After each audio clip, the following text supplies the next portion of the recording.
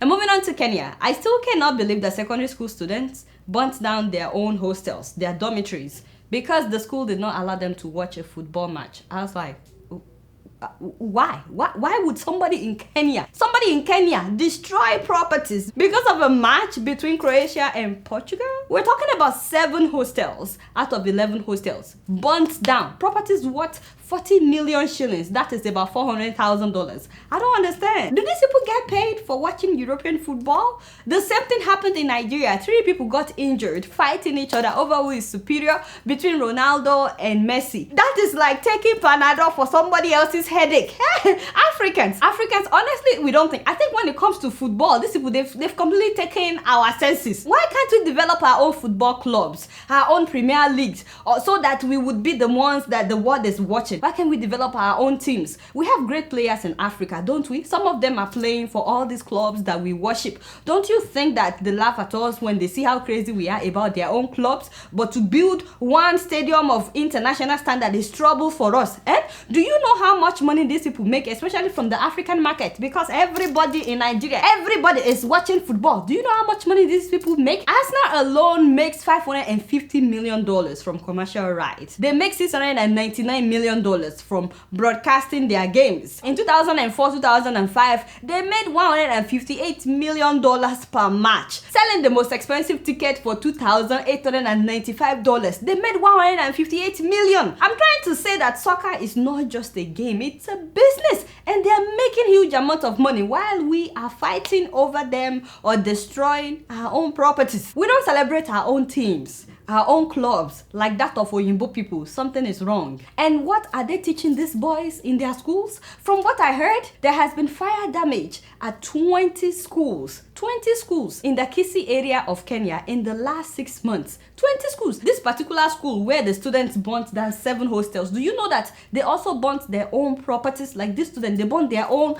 properties. I don't know, something is fundamentally wrong. And then they went into the kitchen, they broke everything in the kitchen, including the plates that they used to eat. Seemingly not satisfied with the extent of their destruction, the students moved to the school's main kitchen and broke all the utensils, including their own plates. Only for them to go to a neighboring all-girls school and break the windows of the laboratory because of a match happening in Europe. Are you kidding me? And a lot of people are saying on Twitter, on Facebook, that how come they did not allow the boys to watch soccer? They should have allowed them to watch soccer. I said, well, yeah, it was a Saturday, so yeah, I agree, the students should be allowed to watch soccer. But if they react like this when they are not allowed to watch soccer, I don't think that soccer is what these boys need. Seriously, I think that it's time that we think about what we are teaching in our schools. Beyond the paper education, beyond formal education, it is very important to teach individual and social responsibility. Community service must also be part of our curriculums. These students, they should start taking them to poor neighborhoods for them to help to rebuild homes. Take them to less privileged neighborhoods and let them do some kind of work, some kind of community service, like giving back,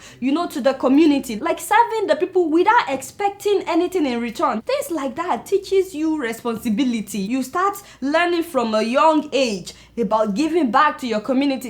If somebody has that kind of mentality, they won't be destroying their own dormitory. It makes no sense. And they also need to be educated about what other students of their age in other parts of the world are doing, like inventing stuff and things like that. We need to check the value system in place in our schools. These students must be able to think beyond secondary schools. And it's not just the teachers that will do this. Parents also have a huge role to play. If we don't, they may grow up acting like this guy. You know, the guy that his wife was hiding with the remote control and he couldn't watch a soccer game.